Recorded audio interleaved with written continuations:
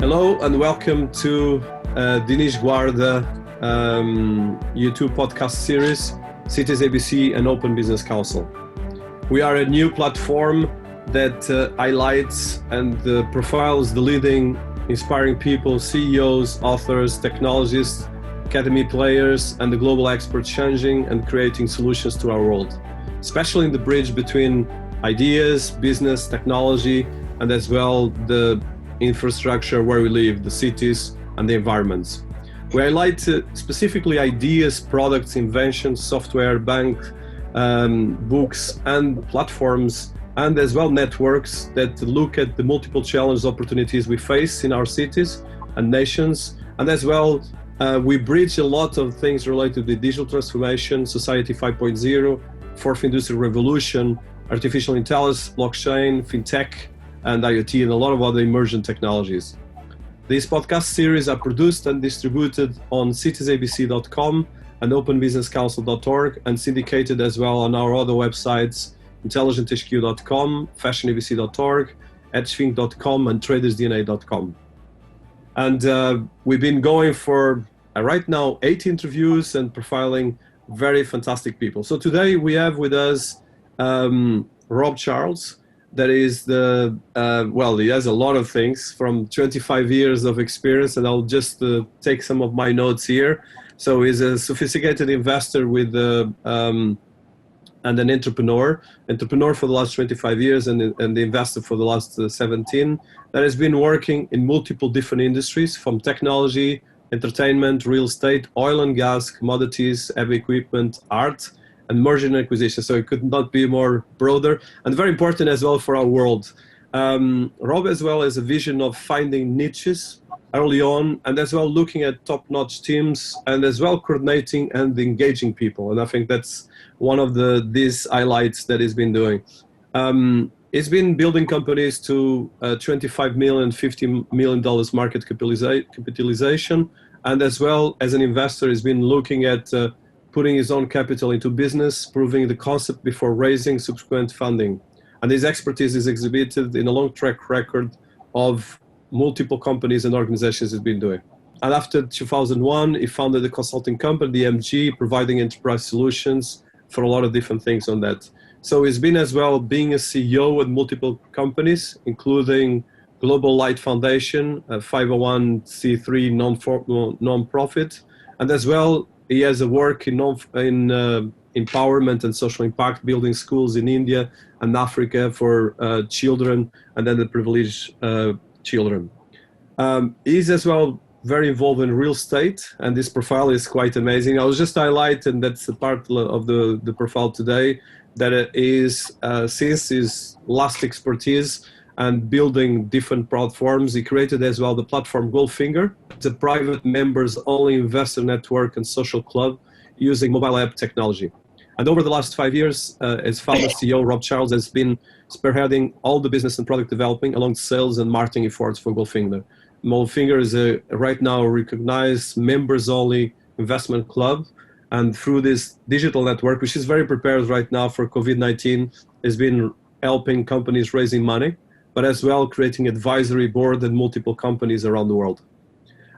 Just as a side as well, Rob has a lot of passions that I'm going to ask in this interview, from running multiple companies to investing, but as well being a former North American WKA light middleweight championship, and was ranked number 2 in the world after fighting in the one of the championships in Spain, which is quite an impressive achievement. So Rob, welcome to our club and to our, in this case, podcast series. Thank you, sir. Thank you for having me. It's a pleasure. No, it's my pleasure. And I've been following Goldfinger for a long time and receiving your newsletters, and I have a lot of friends actually in common, but I actually never met with you. So I'm quite excited to see someone with you. And I think I have a lot of things in common with you, probably not the middleweight part, that part, I'll leave that for you. But I think you have a fantastic capacity to look at completely different areas, from oil and gas to art and commodities, investment, trading, and social networks, and digital, which is something very, very important in the world, this flexibility and 360 capacity of looking at things. So I want to start, where did this curiosity and capacity to look the 360 came from, and a bit of your background, education, and as well probably what made you who you are right now. Well, thank you. First off, Dennis, I'm not middleweight anymore. I think with COVID-19, I think I'm heavyweight right now. So, but you were. I think we are all. not heavyweight either, close. But no, but thank you for that. And just to back up too, I think you have on there listed. I have like 25 years listed on there as an entrepreneur. Really, it's more like 30 years. Actually, longer than that. I would say my first what I consider my first real entrepreneur experience was when I graduated high school in 1987 and 88. And my dream was to play pro soccer. And so I traveled to West Germany, to Bonn. Back then it was the capital of West Germany, and I played pro. So I tried out and played for 1 year. I was straight out of high school. So that was really my first, say, entrepreneur experience in 1987, 88, right when I left, right out of high school. I had, I guess my family, I had soccer scholarships and all these different offers, and but my grandfather and my mother were the only two that supported me and say, hey, if you want to go play, you go play, go for it, right? And so I did, and then I played for 1 year. Didn't really work out how I wanted it to, and then but I did play, and then I came back and had a full scholarship once I came back to St. Edward's University in Austin, Texas, and then went back to college after that. But yeah, that was really my first step. But so your question was on, so I guess some of the background and my background of what made me really want to go into different things. And well, I don't know, I've always been an entrepreneur, I guess mindset and really character. I guess one of the stories I can remember is when I was a child of the 60s. So I would say my mother I was a hippie kid growing up. Okay. And so so I was always pretty open-minded, could do what I was, had a lot of different influences and really could do whatever I wanted to do. And at the age of, I think, 5 years old, I used to go to these like volleyball games. And I can remember my mom said if one of the first times I came back, I was like 4 years old. And I had, I quickly figured out that I could charge people to go get beers and drinks for them, a quarter each. So I came back in the first day, and I had about $40, $50 worth of quarters in my pockets at the age of 4 years old. So that was really, I guess, when I first started doing things. But as you know, my whole life was basically, I was taught by either my father, my grandfather, like, if you want something in life, you have to go out and do it. You have to create it yourself. And so I didn't have a typical, I wouldn't say I came from a good family, but still it was like, if you want to go to college, you pay for it yourself. You figure it out. And I was actually on my own at the age of 16. I was living on my own, and barely graduated high school actually at the time. But I was, learned to live and defend, for myself, and which I'm very grateful for now. And my whole life it was always basically, if you want to make something happen, you have to do it yourself and figure it out. So that's when I started just a long succession of, creating businesses and creating things that I believe in, and different types of niches, right? So I've always had really good vision. I think is one of the most important things, the ability to see things into the future, different niches, different opportunities. So a lot of people might not necessarily see. I'm usually pretty early. I have a track record of this, but for example, my first tech startup was in 1996. Was the first online art gallery, about 20 years too early. I started investing in cannabis in 2003 when cannabis first opened up. Now people were talking about cannabis, but so I was really early on in that. Was another thing, but I would also say one of the key things that I think that makes a good entrepreneur is really, I'd say the character. The first thing I looked at really is someone's character, their ability to withstand the pressure and the ongoing demands that it meets for to be an entrepreneur, to be a successful entrepreneur. It's not easy. I love entrepreneurs. I give, constantly try to help and do the best, because it takes a certain type of person that is willing to go out and create a business, and it's not easy by any means. It's an ongoing thing, and I think the most important thing is the mental wherewithal, really the character to withstand the pressure and continue to perform day after day after day, when sometimes, a lot of times, it seems like things might not happen, or they might not, come to fruition, and it's very challenging. So I think that's really some of the most important things is the character attributes of what it takes to become, successful over a period of time. And it's all mental. For me, it's 99.9% mental. It's very inspiring as well, that journey. And I think that so you've been an investor, an entrepreneur, a CEO, which is three completely different things, and as an investor, and as well a person that has been making a lot of bridge between different areas. So from the companies and from the things that you created and the ones that you invested, what would be the ones you want to highlight, and the ones, let's say, that will stay in your obituary? I think it's some interesting to see. You have still a lot of time to go, but some of the things that you highlight so far. I would say the things that I'm probably most proud of, I guess you could say, or that mean the most to me. I would say that there's three different things, and I've done a lot of different stuff.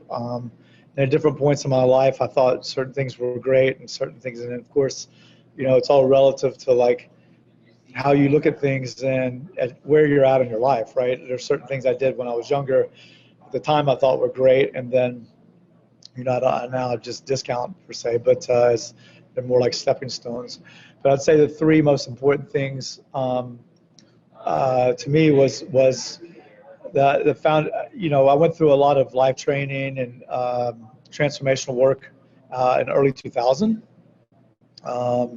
and guess what you call like what Tony Robbins and Oprah Winfrey and a lot of people go through. And I went through this series of trainings, and one of them with my personal transformation was how I'm going to give back and how I'm going to affect the world, and in a positive way. So I started a foundation for children in 2003 called Global Life Foundation. 2003 to 2006, I had some very powerful people on my board of directors. We did projects all over the world. And one of the first projects that we did, I didn't have any clue of how we were going to do it. It's my life coach at the time said, Rob, let's put some declarations out there in the world that something that bigger than you think that you'll be able to accomplish, and let's make it happen. So I did, and one of the first projects was we fed 125,000 children in Zambia, in Africa, hands-on, and we raised the money just last minute, and literally flew over with two of my partners to Zambia and executed the project, and it was really a life-changing experience. And that set off a long series of projects where we built schools in India, provided jobs for women in India, as well as insurance. And then I was basically traveling around the world doing projects, philanthropic projects. At the same time, I was fighting. That's another thing I started, which I'm also proud of. I started fighting in 2003. And Guy Metzger was my 5 times world champion, one of the first UFC fighters in the 90s, happened to be one of my buddies or my partners in this transformational work. And And it was one of my goals to study martial arts as from a kid. And he goes, well, it looks like you got the right partner. You come to my gym tomorrow, we'll start training. I was smoking cigarettes. I was about 40 pounds overweight. And I started training, and then didn't have any idea of that I was going to fight or that I was going to become champion or anything. And once again, my life coach at the time said, Rob, put something declarations out there in the world, and by a certain date, something that seems bigger than you. And so I said, okay, well, I'm going to declare. Now, mind you, I hadn't even had a fight yet. No fights at all, zero. I was still overweight. I wasn't even in shape. And I said, okay, well, I'm going to become my birthday in July, become North American champion. This was in 2005. I got to the semifinals of North American Championship. I was winning in the fight, and I thought this was my time. I was going to win. And actually, when I was kicking, I got knocked out. And while I was kicking, and I broke my leg, I fell back and I snapped my leg. So I had every reason to quit. And Guy Messinger once again told me, Rob, hey, your leg's messed up. Go to Gleason's in New York. Hire Hector Roca. He's trained over 50 world champions, which I did. Of course, I listened to him. And I was out for 6 months and had every reason to quit boxing, Thai boxing, period. And I strengthened my hands.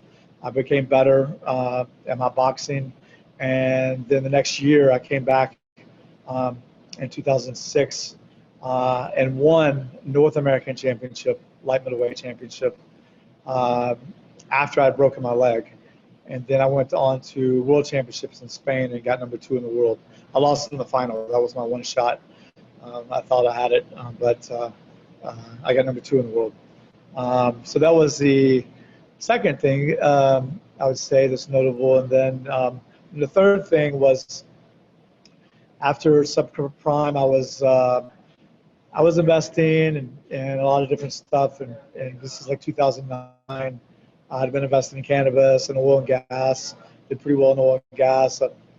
Real estate. I did really well in real estate for a period of time, and then within months, I was self-taught. I read hundreds of books, taught myself how to invest, and then all of a sudden my real estate holdings had dropped down. I mean, I lost a lot of money in subprime crisis, and I really went back to my my life work, which is what I'm working on now, which is Goldfinger, and said, okay, well, how can I make a bigger difference and a bigger impact on the planet and the world? And that is creating this mastermind network of very influential people working collectively together. And by the way, this is an idea that I had in 2001. When I said I have a good vision, I had an idea for this social network, this mastermind network, before social networks even existed. There was no Small World in 2001. There was no Friendster, there was no MySpace, there was none of this. And I went back to my original concept, which I called a mastermind network at the time, and started Goldfinger, and actually got it off the ground in 2014. So when I talk about, once again, about character and tenacity, a lot of times things don't work. I tried to start Goldfinger numerous times throughout my career, but I was very persistent because I saw the vision, and the need for it, but wasn't able to actually get it off the ground until 2014. So I guess those are probably about the 3 things that I'm most proud of, although I've done different stuff. But yeah. And it's quite inspiring, and I think what I love is that you've been, I think, especially always a bit a step ahead, and especially right now with everything around COVID. This is more important than ever because we are networking. You are in New York, I'm in London, and our teams are in places around the world. So can you tell us a bit of this inception? Because when we start, of course, right now, digital suddenly is mainstream, whatever people want it or not. And a lot of people are still not coping with that. But a bit like you said, you started in 2001. And at the time, there was no digital infrastructure for this. And as well, we've been building this. And even right now, we are still 90%, I think the numbers is around 8 to 90% of the world business don't even have a website. So we are exceptions, let's put it that way. But of course, this is going to accelerate. But as well, that inception of Goldfinger, where it came the name Goldfinger, I think is from the film, but a bit of this background history. The way that what it really originally happened with how I conceived the idea for Goldfinger, which wasn't called Goldfinger back then in 2001. It was called a Mastermind Network, and I've always had really good connections. I've always been a power connector my whole life, and there's a group of guys that I grew up with out of Austin, and there's about 12, 15 of us, and all pretty successful in different ways, and all amazing people. And I had my best friend at the time. He had asked me to be the best man in his wedding. So we hosted this 4 or 5 day week, bachelor party basically in New York City. And so I went and I engineered everything. I went around and looked at the top penthouses and hotels and around New York City. I curated a series of dinners and going out in nightclubs and all this whole 4 day basically week. And it was a bunch of old friends that came in, flew into New York, and everything was engineered for them where it just allowed us all to really have a good time, focused on our personal relationships and connections, and just have a great, amazing time together. And then, and once everyone started leaving and started moving away and going back, I realized people were getting married, everyone's moving away. I was like, there should be some sort of technology channel that connects us, okay? And this was this idea for this social network. There was no social networks back then, right? And that's how it started. And then, so at first it was, a fraternal organization, and then it kept evolving. I'm like, wait, it should be also both men and women, and it's how the world actually works is through what later turned out, Zuckerberg coined as graph theory, right? When I meet certain people, they're on a certain wavelength, right?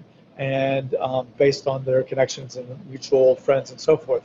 But back then in 2001, graph theory didn't technically exist at all. And so I said, well, hey, there should be this vetted network of, friends and influential people around the world working collectively together for positive global change.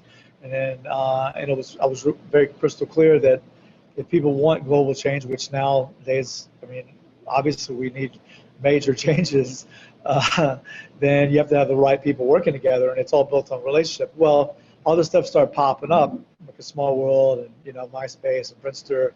And I watched it through the years, and I'm like, wait, none of this stuff is actually like my idea, and none of it is how the world actually operates. For example, you don't just Google lawyer. If you need a lawyer, you don't look in your LinkedIn contacts to find a lawyer.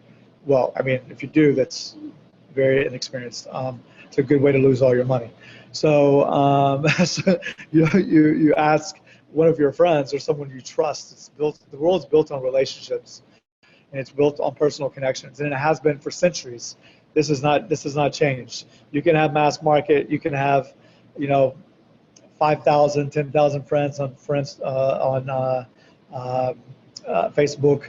I personally don't use Facebook, but or you can have, all these mass market connections, but it's not how the world actually operates, especially when you're talking about big business. Big business. Originally I'm from Texas. My Texas is what they call the good old boys club.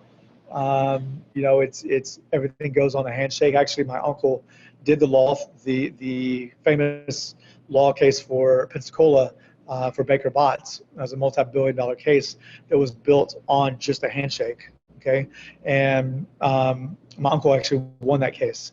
And this actually how the world operates in business is it's who you know in relationships, and it doesn't matter whether if you go to Russia, if you go to Texas, to UK, to UAE, all this stuff is built on long-term relationships. that have been going on for decades, right? And a lot of these relationships in the past have been done in person. This is one of the reasons why we were doing a lot of in-person events with Goldfinger around the world. We have chapters in 7 international cities, and people were before, you're like, you're an events company. I'm like, no, we're not an events company. We're a virtual club, right? And even now we've proven, 2014, I was preaching to people like, no, the value at the Harvard Club, or for example, in New York or in London, at Annabelle's, right? The value is not in the venue. Those venues have been proven during COVID-19 to be absolutely worthless. If Soho House, all these other venues that actually own the real estate are having a lot of problems right now. So no, the value is in the people. People are like, well, what do you mean? Where's your physical club? What's your physical club for Goldfinger? At one point, we actually got a physical club in New York, 8,000 square feet, just so people could understand it. Just so we had an 8,000 square foot, 4-floor club, so people could get their head around it. But most people didn't get it, right? Like I didn't have the opportunity, the fortune to go to Harvard. I have a lot of members that went to Harvard, right? But with Harvard University, for example, I'm sure the education is amazing, but people go there for the relationships and the connections and ongoing, because the top people are in the top companies around the world. But the real value is being able to stay connected with these people. So we created the first virtual club. Started in 2014, and we were doing a lot of in-person stuff, and then COVID-19 put a halt to that back in March, and so we pivoted and rolled out a whole new system. But it's always been our plan, because we've been for years now saying that really the value is in the vetted virtual club, right? Which is focused on investing and raising capital. From my experience as both an investor and an entrepreneur, and dealing with investors and entrepreneurs all day, every day for years now, everyone is looking for capital, even investors, and at the same time, investors are looking for good deals, and there's this whole personal relationship stuff that goes on before investors actually deploy capital. Me talking with you, and we come up with an idea, or we like some of the projects we involve, and if you have some cash, we put it there, and then we learn with each other. And that is the magic of business, especially the good ones. And I think the United States is quite inspiring on that. I think especially it's quite unique, that entrepreneurship. That is not the same. I'm from Portugal and a bit French, and being an entrepreneur in these cultures is a bit hardcore. Sometimes you are a bit of a persona non grata, to say less, and other things. So can you tell us a bit about that? Because I think that is one of the magic things of the US culture, but as well, Goldfinger put that very clear, because now we have a global reach. So I think how did you started from day one until becoming what you are right now, with a global footprint and people, you've been having fantastic people, some of the highlights, some of the things, and as well the name. I would like to, why you choose Goldfinger? I think the name is always important. Yeah. The name Goldfinger. So when I was getting it off the ground in 2014, my co-founder and I, he's Gail Gutlick, he's no longer with the company, but still great friends, and he's a developer. We were trying to think of different names for the company, right?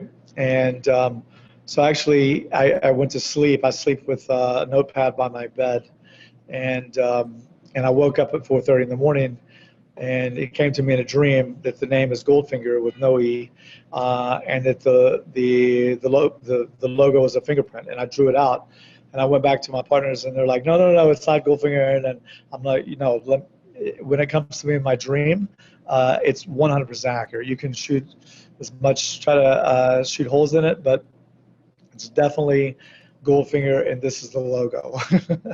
And but that's usually because I download stuff, and a lot of stuff from my dreams, and and stuff I guess, a higher influence, right? And whenever I do that, it's always on target.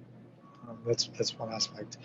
But then in regards to, you mentioned a couple of things with people working together and collectively. So through the years of, of thinking about in how to create Goldfinger and how to make it work, I said, well, basically, we have to have 11 principles.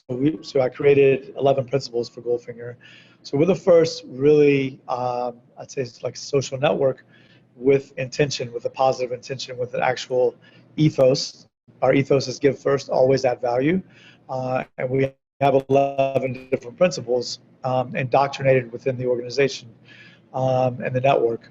And the first of those principles is the Mastermind Principle.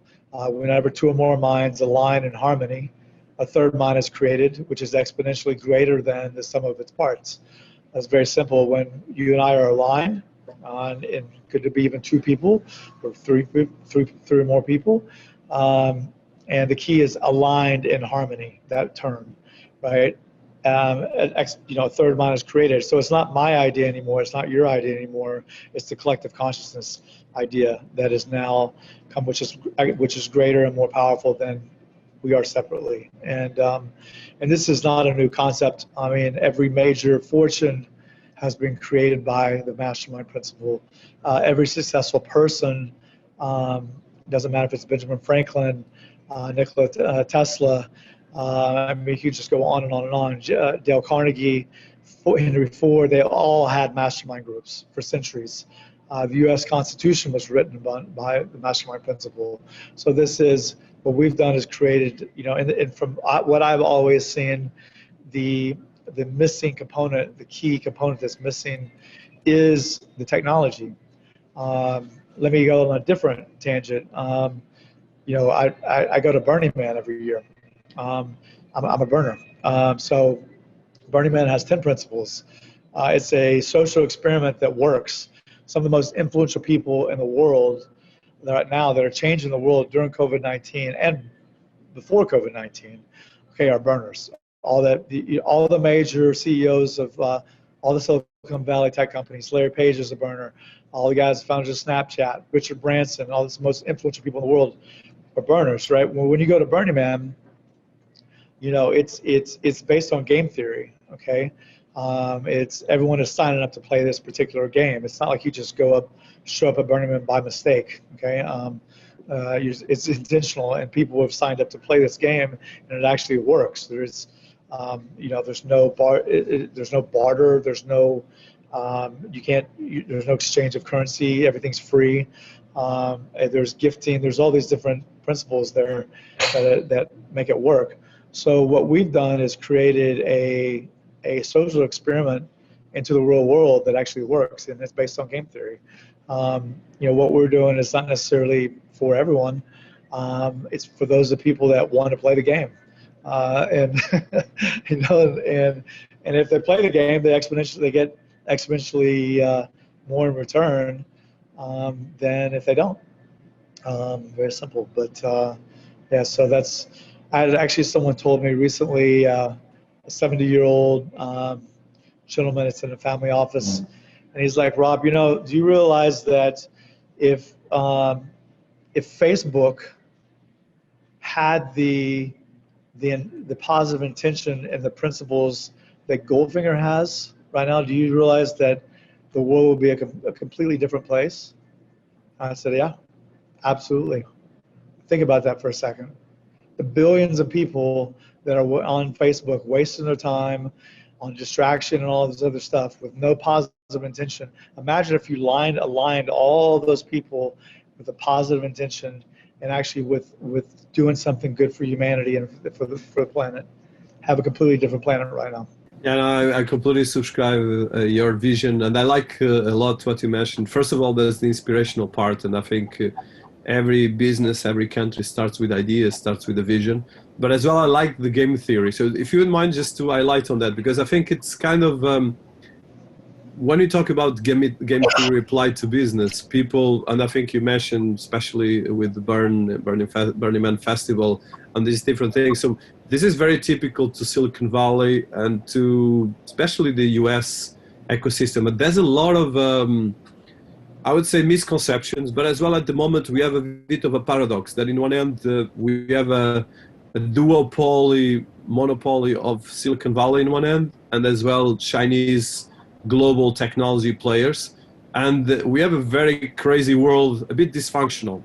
So bear in mind, they've been building relationships with a lot of different people, a lot of different locations around the world.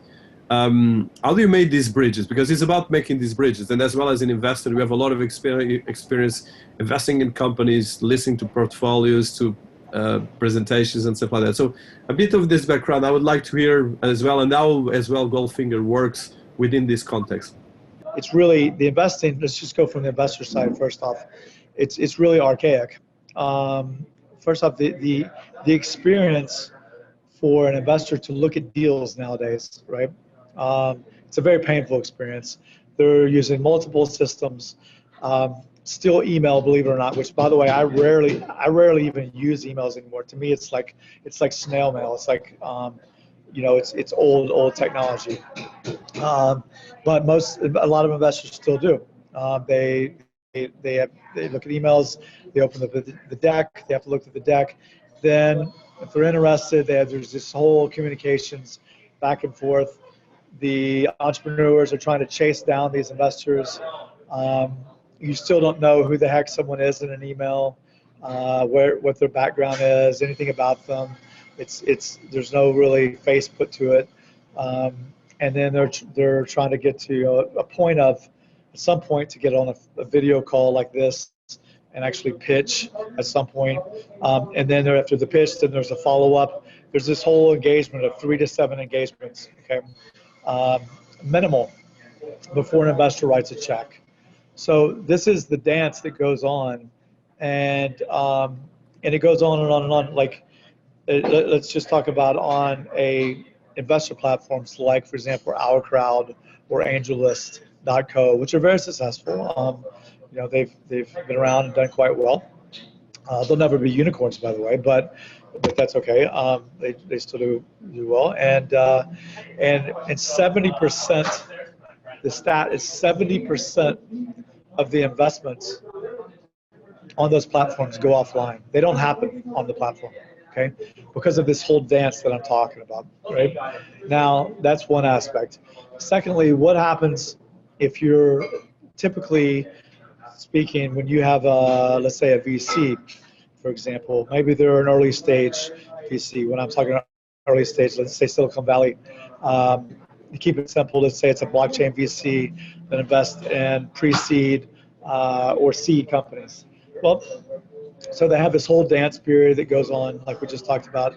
Then let's say they deploy capital. Well, typically speaking, they put in a percentage of the round. They don't put, unless, if you're not Andreessen Horowitz or Sequoia or the tier ones, you don't put in the whole round, okay? You put in a part of the round and sometimes a follow-on. So they put in a follow-on and invest, maybe they put in a follow-on. Now they have all their portfolio companies. Well, all their portfolio companies, they've already invested their capital. The portfolio companies need everything. They need to scale to different markets. They need to, they need more capital. Could be partnerships. They need JVs. They need consultants. They need legal. They need all these different resources, right? And and the VCs, they're busy, so they're trying to do what they can. And then after that, they need to go into a different stage VC to get more capital. And there's these different pockets, and this is this ongoing process. And one of the many reasons why companies fail is for this long, arduous process that happens. Okay, because it's a double-edged sword. They're looking for money, okay, and they're spending 70% of their time, an entrepreneur's time, is spent raising capital. 70%. So while they're burning through this money, okay, while they're spending 70% of their time, they're also burning through this money, okay, and so this is part of the ongoing process, and it happens all over the world. Now, at the same time as the investors, the VCs, they're also raising as well. So let's say you have fund one, fund two, fund three. Once they deploy capital, now they're raising. So they're over to the 70% again, raising capital as well. So there's just, I mean, I can keep going on and on and on. There's all these inefficiencies, right? And the bottom line is no one's working collectively. Everyone looks at it from a uh, non-holistic approach, okay? They look at it in different segments, like, oh, early stage companies, what happens here? Or the companies themselves, like, oh, I'm raising capital, I need to close this round. And they close the round, maybe they do, maybe they don't. And then they're burning through money, and then they're on to the whole process again and again and again. It's just this ongoing process. So what I've said is, guys, why are you working this separately, siloed, right? It doesn't make any sense. Like I know all these different groups of amazing people, and I'm like, well, why aren't you working with this group over here? Or why aren't you working with this group over here? So if you work collectively together, right, it solves problems exponentially faster, right? Number one, right? For two, you have access to all these different resources. As long as it's once again under game theory, meaning people are playing win-win. The biggest problem I find with most people, right, is the way they think. I'll repeat that. The biggest problem that I find with most people is the way they think. They come in and say, hey, what am I going to get out of this? How are you going to help me? And what am I going to get? Okay? As opposed to, what are you going to come in and what are you going to give and what are you going to offer to the table? It's a very simple universal rule, okay, called seed money. When you give a tenth of whatever of your income, and you give back at minimum of a tenth, you receive exponentially, okay? All successful people know this. If you want to receive, you give. Very simple. Okay, if you That's don't, a golden rule. That's a golden rule, yeah. You just come in and just try to take, okay? You might take and you might get a few things. And most people don't think, they think a zero-sum game. They think of, win, lose, or lose, win, right? They don't think win all the way around the board. So how can everyone possibly win? If you come in with the pattern of how everyone can win, and that's what we've done, is created a system where it's win across the board. If you come in and everyone helps each other, there's no guarantee per se, right? But you're definitely going to come out receiving more than you would by yourself, that's for sure. You mentioned disruption, and disruption, we're going through a massive disruption with COVID-19, and we have all the technology and digital disruptions and transformation as well. So how do you see this being a bit ahead of time? So do you feel from, let's say, like you said, there's a lot of things that happen offline, but definitely online is right now changing everything. So how do you make this bridge? And I would like particularly to address for people listening to us that never heard about Goldfinger. We have an audience quite global. Let's say, why Goldfinger is so special?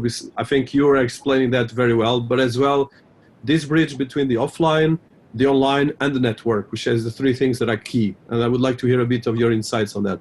There's a lot of very, very forward, innovative, just amazing people. I mean, the world is crumbling right now at the same time, but but concurrently at the same time, you have, the top innovators in the world right now. This is where all the innovation happens, right? So we're at a very, I want to say, one of the most pivotal points of humankind over the last centuries, right? And I look at it as a very exciting time, very, very exciting time. Now, so what I've seen is you have different communities, in-person communities around the world that are popping up, that are creating safe containers for influential people to come and smaller networks to work together, okay, to collaborate. Us personally, Goldfinger, we have, which I actually put it out there now and announce it the first time publicly, we have an amazing project that we're doing in Puerto Rico, in the rainforest in Puerto Rico. We have 100 acres. A hacienda that was built in the 80s. That's absolutely stunning. It's gorgeous. Our partners and I, we're creating, building right now, currently and laying the work. We already have the permitting for this, creating hemp housing, where you can grow your own CBD and hemp legally, and create hempcrete, where we're actually doing full turnkey housing projects, so you can actually grow your own home, okay, in the middle of the rainforest, fully sustainable, creating jobs for the island, for local people in the island of Puerto Rico.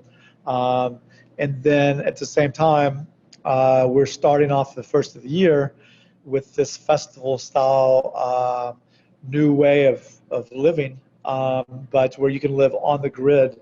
So we have a couple hundred of the top people, most influential people in the world coming, investors, entrepreneurs, influencers, thought leaders, different people in the Goldfinger network that are becoming to start off the new year. The way I look at it is, why are we going to sit around and be in fear in 2021 of what is going on, of what, we know what happened in 2020.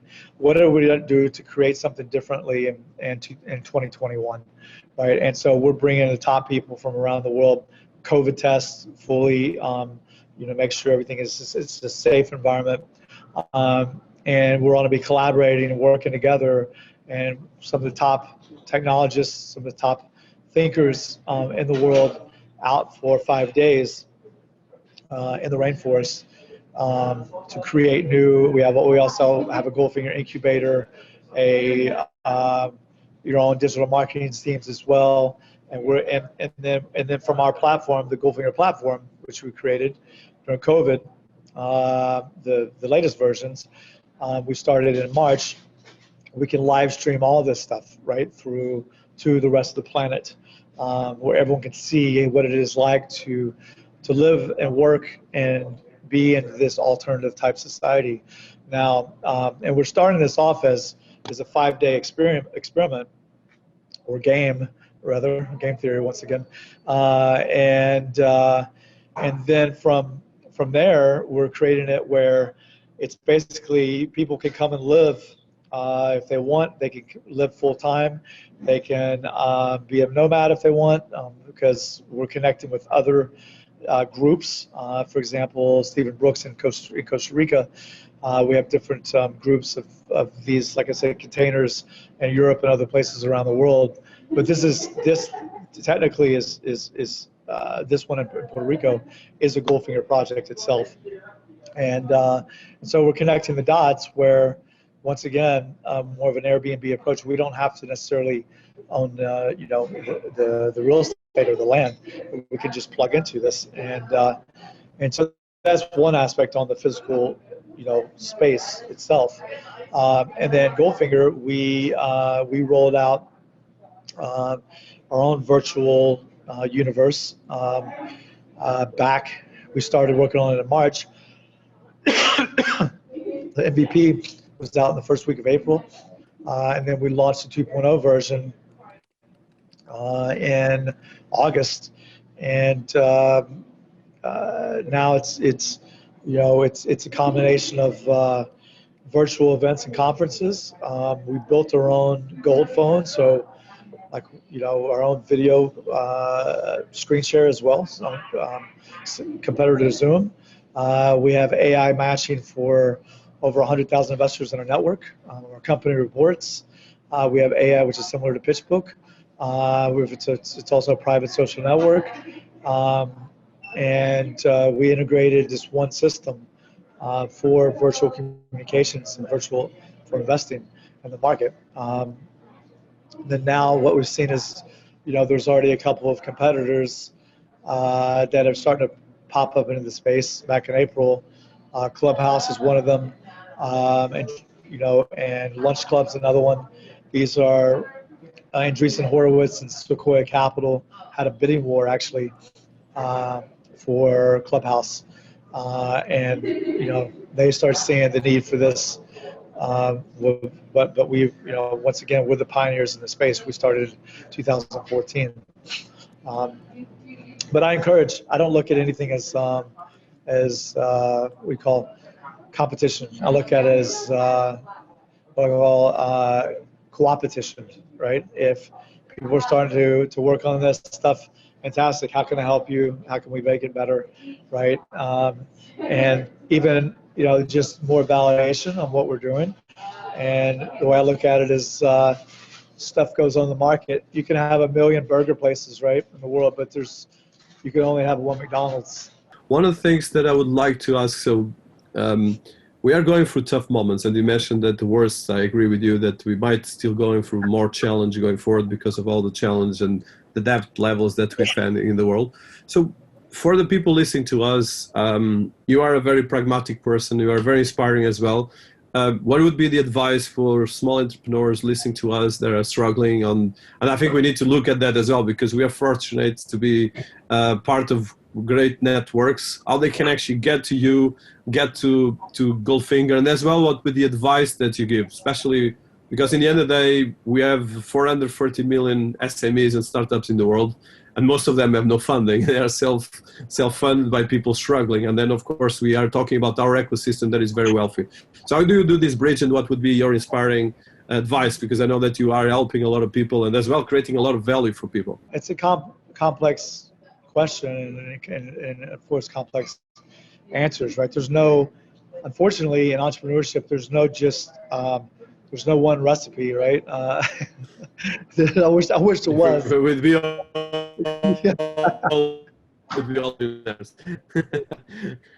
wish I could tell you that one magic recipe, right?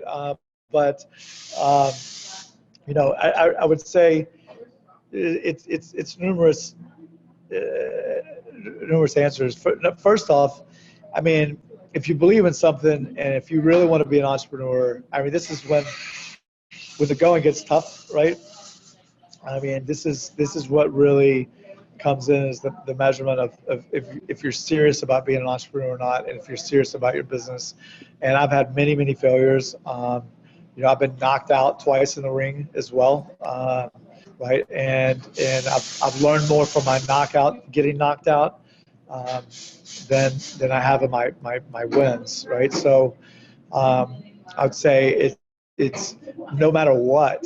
Most important thing is if you want to be a successful entrepreneur, no matter what, never give up. Never give up. If you give up, that's okay, but it's just you're not cut out for it.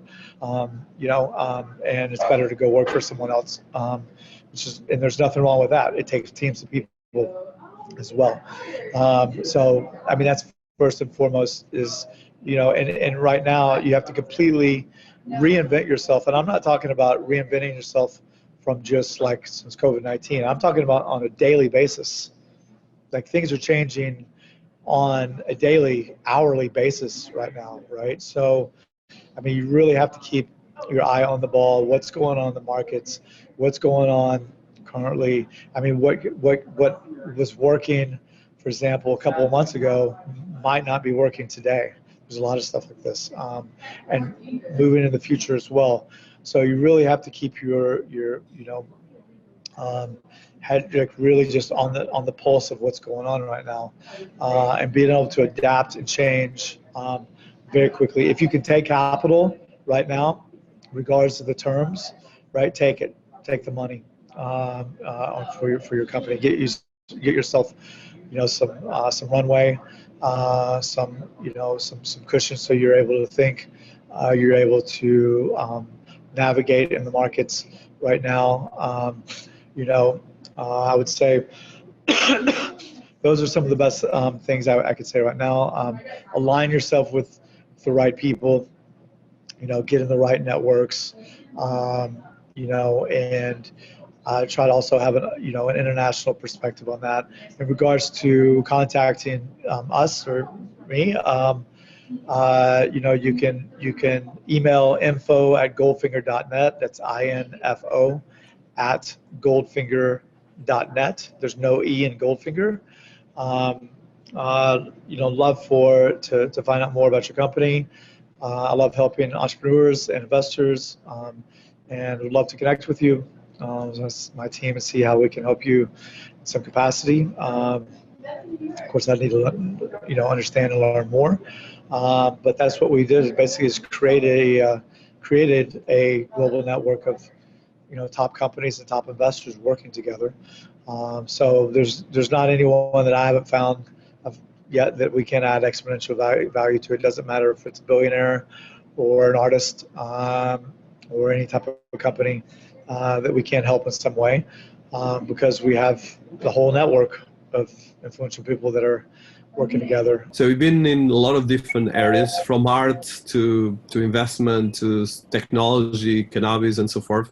So just one of the questions is what trends do you see as well coming out right now, especially with COVID, and some ideas that you want to highlight, and as well some of the focus right now. You mentioned about the event, what you're doing right now for the next couple of months, and some highlights that you want to as well put on the table.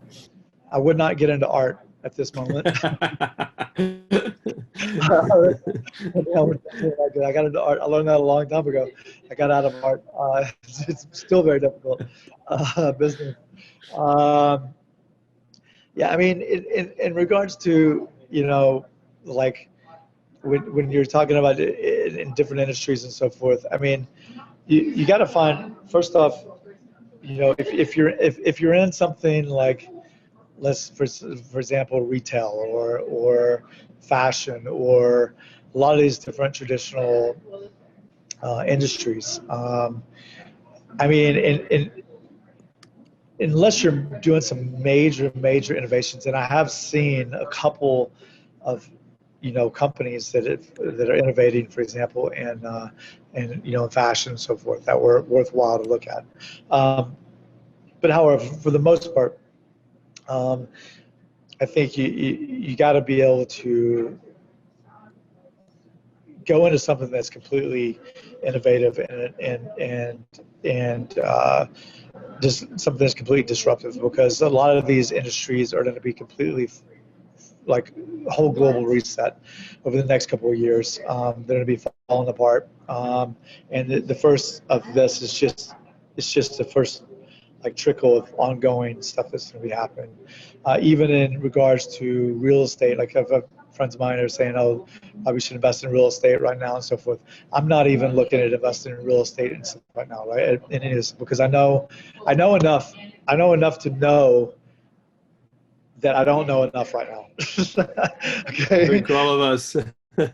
Yes. And don't get me wrong, there's definitely some people out there that know a lot more than I do, and that are making a lot of money right now. Okay. So, and once again, if you can align yourself in some of these pockets, that's one thing, right? I would say to be able to sit back right now, weather the storm, even if you're in an industry that you don't know necessarily what to go, or what direction to go in right now. You might want to, and I have a couple of friends of mine that have done this as well. They've jumped on board with even another friend of mine is an entrepreneur. He just joined a private equity fund, right, where he has some security. He can learn some more on their dime right now, and he can, have some security for a period of time. That's not a bad option as well, because if you don't want to fall on your face right now as an entrepreneur, to get with another company and then sit back and learn and watch what's going on right now, because there's a lot of stuff happening. Stuff is moving really quickly. But at the same time, there's a lot of opportunity. It depends on where your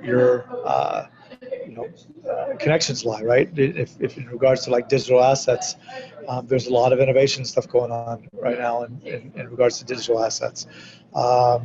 It really fintech, of course, but at the same time, you have whole different types of challenges in regards to adoption of particular platforms and so forth, because behaviors have changed, right? So I think starting a new startup right this second, unless you have really something that's on point, is very difficult to do. I would say maybe jump on with another organization and work with them for a bit during this market for a period of time. might be a better option. You know, and but there's just so much stuff. There's some markets right now that are doing, you know, they're doing fantastic. There's some companies that are doing great. But you need to get ahead, you know, on what those markets are, what those industries are, right? And really keep your, you know, your finger on the pulse and be aware of what's going on. No, completely. So, Rob, even me, I have a lot to learn with you, and I appreciate these fantastic insights. We'll put all the links to Goldfinger, social network related. I want to thank you for the time. It's been a fantastic journey. I have a lot of questions, but probably will take it for a second. And I think I will urge anyone listening to us to engage with the work that you guys have been doing, and which is amazing, and as well the massive wealth of network. Thank you so much, Rob. It's wonderful to have you here. Thank you. Yeah, and by the way, I still have a lot to learn as well. So I think anyone that says that they know everything that's going on in this market and with this global economy, and beware, because no one does. Well, there are certain people that know, but yes, but unfortunately, you and I are not in those circles, right? So yes. but yeah, I think I know just a little bit. That's it. But thank you so much, Dinis. I appreciate everything. No, I appreciate, Rob. It's wonderful to have you, and as well, I admire a lot your work. So thank you so much for this time. Thank you. All right, thank you very much, Dinis. Thank you.